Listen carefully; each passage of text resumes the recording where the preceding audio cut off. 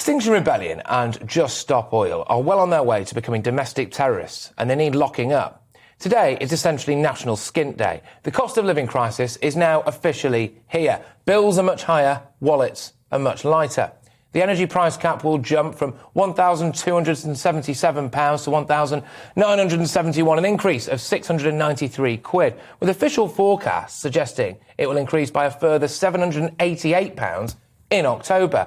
90% of homes on variable rate tariffs will see energy costs go up by 54% this year. Price rises and tax hikes this month alone will cost a typical family of four over £134 a month. That's around £612 a year. Council tax is up around 3.5%. Water bills are up 1.7%. The national insurance hike is kicking in. Our very own Liam Halligan does a show called On the Money. Perhaps they should change it to Where's My Money?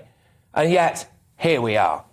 These environmental bandits are at it again. Hundreds of eco-activists from Extinction Rebellion and Just Stop Oil have blocked 10 major oil terminals across England in a mass protest amid demands that the government stops new oil and gas projects.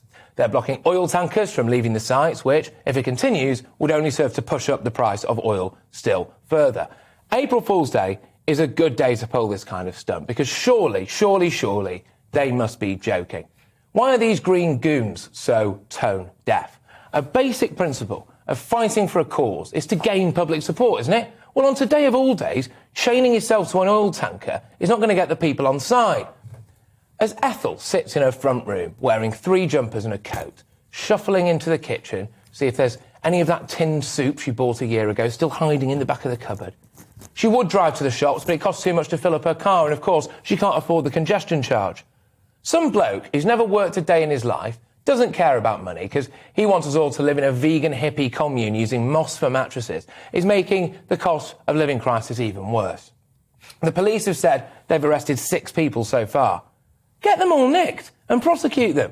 They're verging on being domestic terrorists. The definition of terrorism from our Crown Prosecution Service includes creating a serious risk to the health or safety of the public or a section of the public. Well, if they're contributing to the elderly freezing to death in their own homes, then I suggest that fits the bill.